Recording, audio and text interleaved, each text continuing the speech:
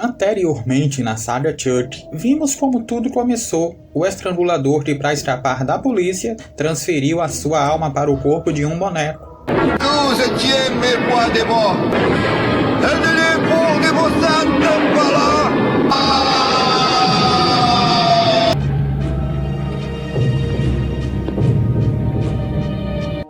Daí em diante o terror tomou conta.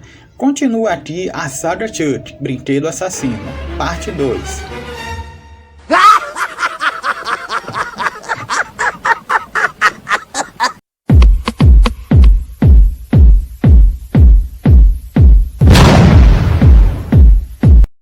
Com o fracasso do terceiro filme do boneco, seu criador Don Mancini junto com a Universal Pictures chegaram à conclusão que era melhor parar por ali, e um quarto filme do Chuck já não era mais o foco de nenhum deles, isso em 1992.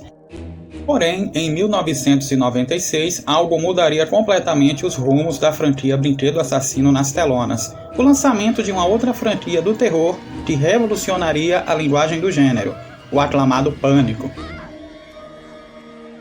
Com isso, Don Mancini resolveria trazer o Chuck de volta à cena, só que mudando a linguagem do filme, que antes era mais trash e pesada, para uma mais cômica e jovial, principais características de Pânico. Isso aconteceu em 1998, 7 anos após o terceiro filme, escrito por Don Mancini e dirigido por Ron Yu, mesmo diretor de Fred vs Jason. A noiva de Chuck contava a seguinte história. Tiffany, uma ex-namorada de Charles Lee Ray, começa a investigar o trágico fim de seu antigo peguete, e juntando Lé com Tré, descobre a ligação que o boneco Chuck tem com Charles, o ritual de transferência de almas. Sem perder tempo, Tiffany seduz um policial fazendo a seguinte proposta: se ele trouxer os restos do boneco, em troca ela libera a racha. Vamos voltar pra cá. Que deselegante. Totalmente deselegante. Louco para afogar o ganso, o policial vai até os arquivos de crimes da polícia, que é cheio de referências a outros filmes, pega o boneco e leva para Tiffany. Porém, no fim das contas, não rola nada de sexo e o cara acaba sendo morto pela piriguete.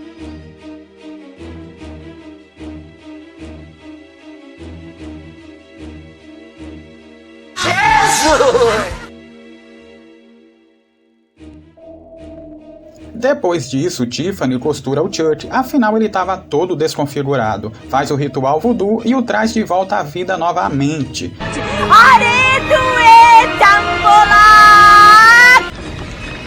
Sem perder tempo, Chuck retorna matando um esquisitão asfixiado, um namoradinho de Tiffany.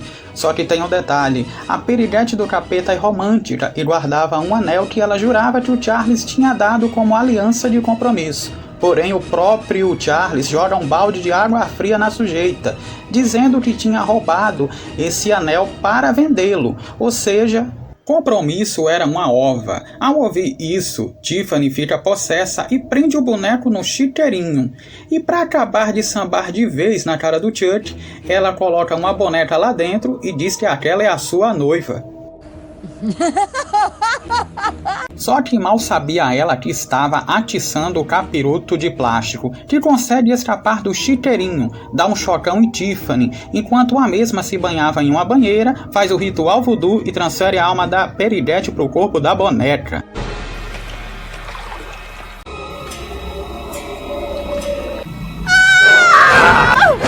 Seu desgraçado! Olha o que você fez comigo! Porra! Após esse rápido quebra-pau, Tiffany muda o visual. I'm too sexy for my love.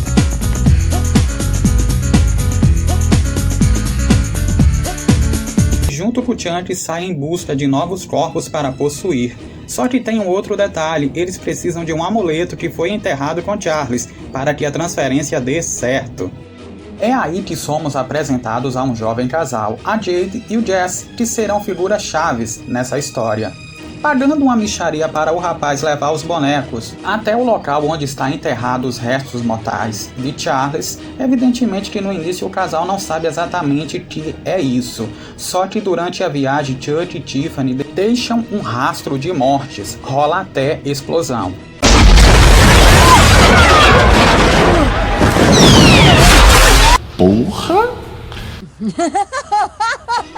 O que chama a atenção da polícia, que vai atrás dos jovens, pois acreditam que eles sejam os responsáveis pelos crimes. Nesse meio tempo, Jess e Jade chegam a um motel e conhecem um casal de malandros que os roubam. Só que Chuck e Tiffany viram tudo e, movidos por um instinto de vingança, invadem o quarto dos ladrões e a boneca os mata, o que deixa Chuck subindo pelas paredes, a tal ponto de dizer isso. Eu não sei quanto a você, mas eu estou começando a me sentir como Pinóquio, sabe? Eu entendi a referência. Daí já viu, né? Rolou sexo. Espera. Que foi? Você tem camisinha? Se eu tenho camisinha? É. Olha pra mim! Eu sou todo de borracha. Tá de sacanagem, né? E depois de alguns acontecimentos, chegamos ao final do filme, onde finalmente os bonecos chegam ao local onde está enterrado os restos mortais de Charles, junto com o amuleto. E aí que Chuck decide que vai possuir o corpo do jovem casal, só que a Tiffany não concorda e mete a facada em seu amado. Porém, o boneco devolve a facada e mata a sua noiva. No fim das contas, Chuck também morre, e quando tudo parecia que tinha acabado, tem essa surpresinha. Sim, meus amigos, o filho de Chuck. Parece que ainda havia esperma no saco do boneco. Tá de sacanagem, né? Se comparado ao terceiro filme, que foi um fracasso, esse quarto, A Noiva de Chuck, pode ser considerado um relativo sucesso. Com isso, Don Mancini apresentou o roteiro do quinto longa, O Filho de Chuck, só que a Universal Pictures detestou.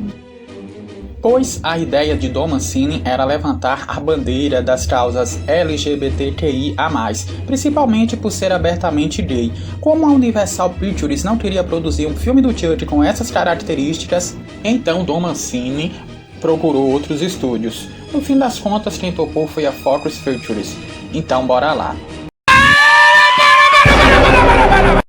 Não esquece de dar o like, se for novo por aqui então se inscreve, tá combinado?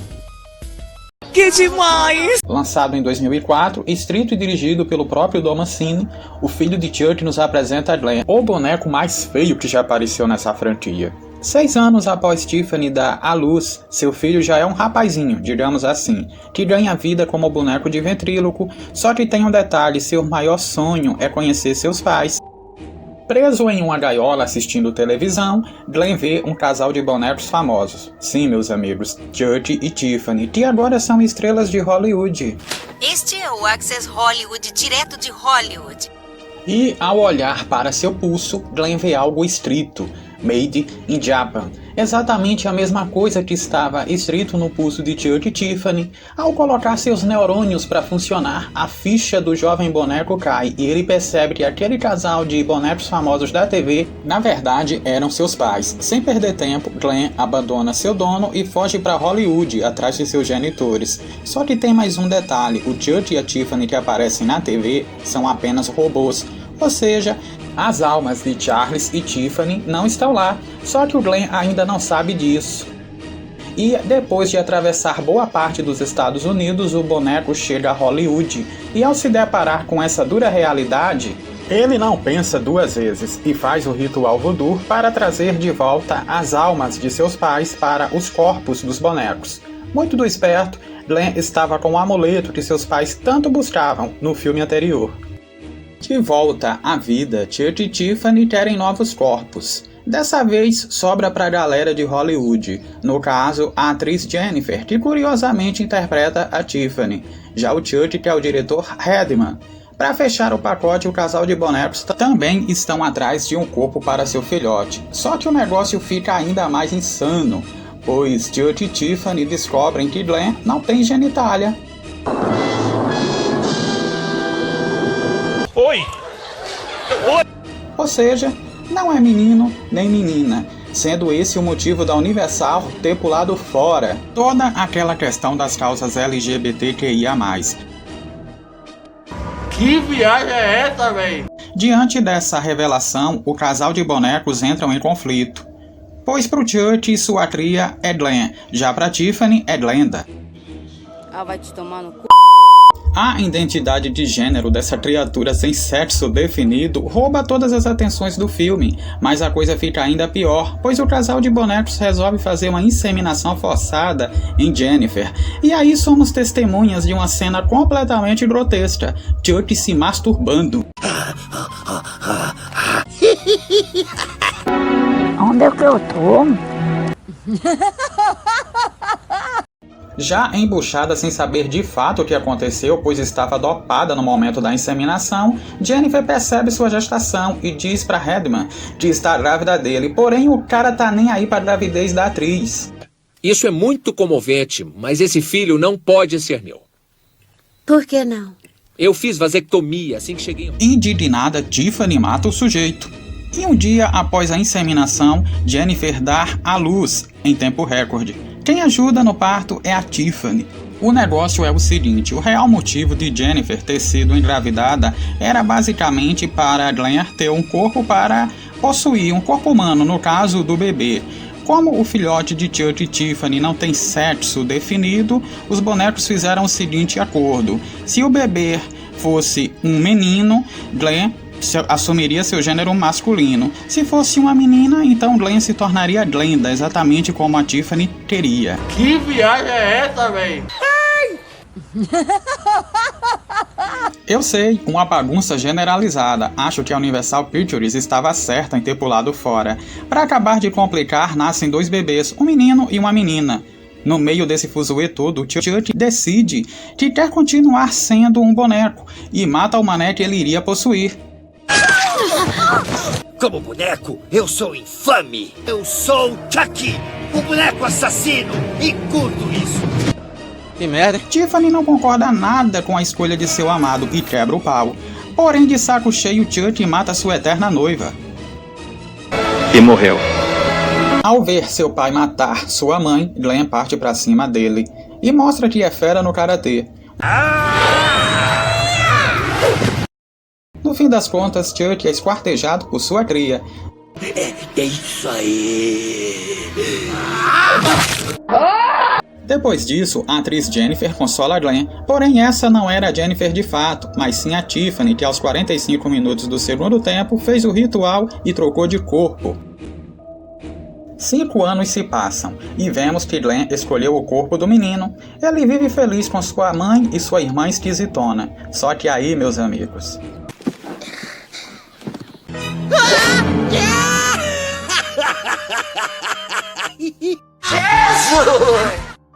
Para resumir, esse filme foi um fracasso sem precedentes para a história da franquia, a tal ponto de fazer nenhum estúdio de Hollywood ter interesse em dar sequência a isso. Seria esse o fim de Chuck nas telonas? E agora, Don Mancini? Bem, depois disso a solução encontrada por Don Mancini foi a seguinte: dar continuidade à franquia, mas promovendo quase que um reboot, mantendo algumas características primordiais para a franquia não perder completamente sua identidade. Com o desinteresse dos estúdios, o novo filme do Chuck seria lançado direto em DVD. Que merda. Lançado em 2013, escrito e dirigido mais uma vez por Don Mancini, A Maldição de Chuck tinha a seguinte história. Lydia Pearce, uma paraplégica, vive com sua mãe em uma mansão. Um belo dia, elas recebem uma encomenda via correio. Sim, o Chuck. As duas ficam sem entender nada, porém naquela mesma noite, a mãe de Nika aparece morta após cair do segundo andar. A morte é vista como um possível suicídio, daí parentes de Nika vão até a mansão para oferecer apoio nesse momento difícil, digamos assim. Ah, tem mais uma, um padre vai junto com eles. É aí que a sobrinha de Nika fica encantada por Chuck. Não larga o boneco por nada, vive com ele pra cima e pra baixo. Enquanto isso, Nika está preparando o jantar, com uma sutileza monstro.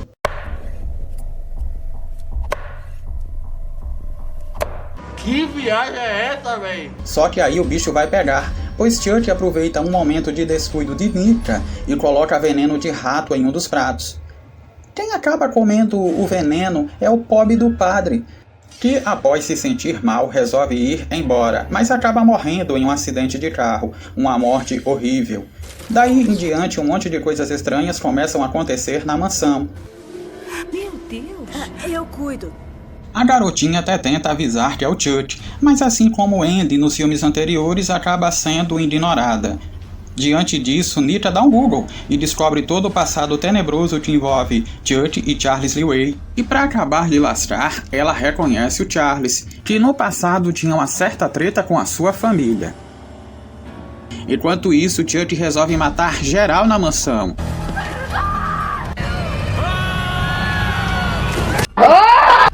Eu vou pegar você.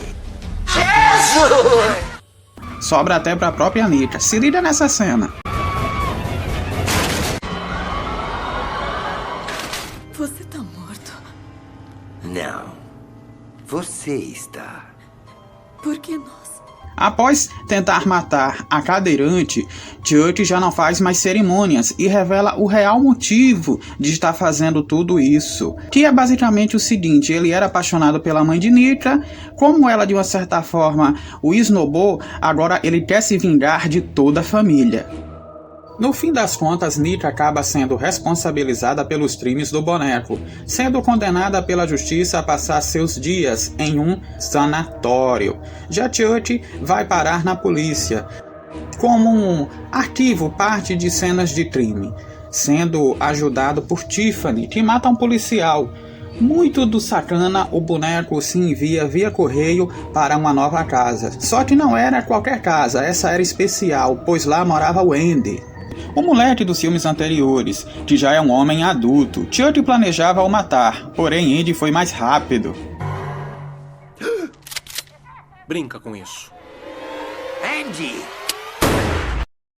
Como não foi exibido nos cinemas, A Maldição de Chuck não teve bilheteria. Mesmo assim, a crítica meio que curtiu o filme. Com isso, o boneco retornaria em O Culto de Chuck, mas isso fica para a terceira parte de nossa saga.